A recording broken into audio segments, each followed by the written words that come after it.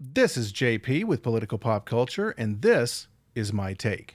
Actress and left-wing activist Alyssa Milano has announced that she's considering a 2024 run for Congress against Republican Representative Tom McClintock in California's 4th Congressional District. On behalf of myself, on behalf of Irvin the Millennial, and on behalf of everybody involved with political pop culture, let me just take a moment to say this.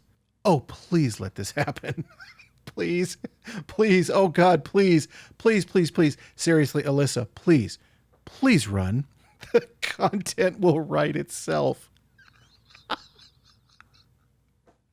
Look, it's no secret that those of us involved with political pop culture, we've got a certain disdain for Ms. Milano. We find her ideas to be controversial at best and dangerous at worst. And speaking of worst, she is the worst type of brainless, entitled, uninformed celebrity hack who thinks that they know better than everybody else, presumably because she's been blessed with a life of privilege, celebrity, and fame since she was a child. I guess since she's never had to struggle like the rest of us have, she knows better than us. And now she wants to be elevated to a position where she can force her moronic ideology onto the entire country.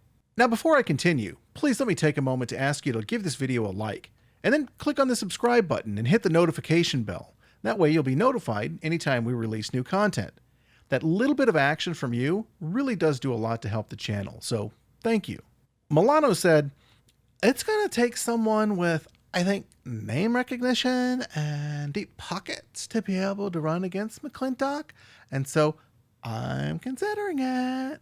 Notice that she didn't say it would take someone with an in-depth knowledge or understanding of the issues that are important to the people of the district, or that it would take someone with a strong character, or someone who has the ability to listen to all sides of an issue so they can properly represent the will of the constituents of the district.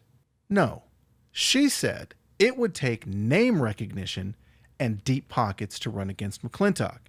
You see, that right there is a huge part of Alyssa Milano's problem. She has spent her entire life living inside the Hollywood bubble, and so she has no idea that name recognition and deep pockets means very little to the average American. What matters to average Americans is their families, their communities, and frankly, their paychecks.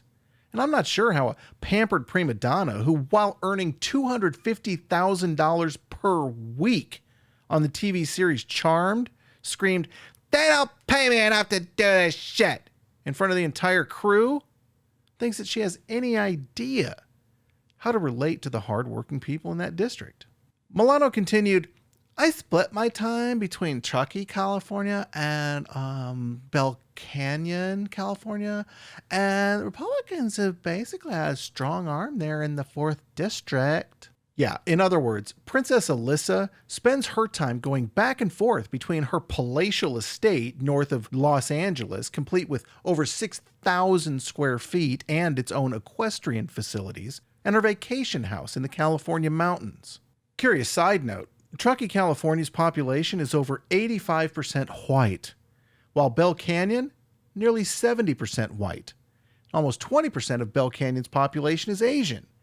I guess Princess Alyssa wasn't interested in living someplace with a little more diversity. Speaking about her job as an actress, Milano said, "Before I run, obviously I can't do both at the same time, so it's really just going to be about timing." At the risk of sounding a bit petty here, what job is an actress? Seriously, Alyssa Milano hasn't exactly had Hollywood producers and directors beating a path to her door. While she's been in several failed series over the last 15 years or so, she really hasn't done anything notable since her stint on Charmed ended in 2006. In other words, I think she's got plenty of free time. So her statement about not being able to do both more likely is just planting an escape hatch.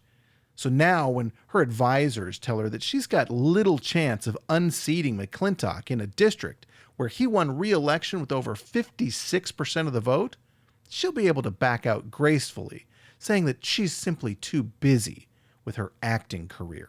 Okay, so I've jabbed at Alyssa Milano, I've taken a couple of pot shots, and maybe you even think I'm being a little unfair to her, but here's the thing.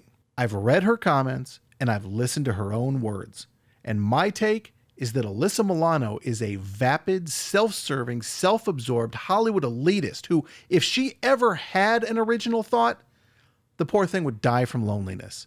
She surrounds herself with the like-minded and the sycophantic, and her universe is an echo chamber of far-left zealots, all parroting the same stupid ideas back and forth to each other. If Milano took any time at all to give a voice to people who challenged her or even disagreed with her, if she used her platform to genuinely seek out and spread knowledge, or if she would even acknowledge that those outside her myopic view may have valid points, instead of simply painting everyone she disagrees with as evil and uncaring, maybe I'd soften my stance. But that's not likely to happen. This is the woman who worked tirelessly to sully the good name of Brett Kavanaugh with the ludicrous Pound Me Too backing of Christine Blasey Ford's baseless claims, while hypocritically supporting Joe Biden when Tara Reade made claims of inappropriate behavior against the former vice president. Alyssa Milano is a hypocrite of the first order. She's a shill for the far left, and she has shown over and over again, demonstrably and painfully, that she is stupid. That's my take. Let me know your take in the comments below. You can also give us your take by joining the cult at Pol Pot Cult on Facebook, Twitter, Instagram, and Rumble. Thanks for listening.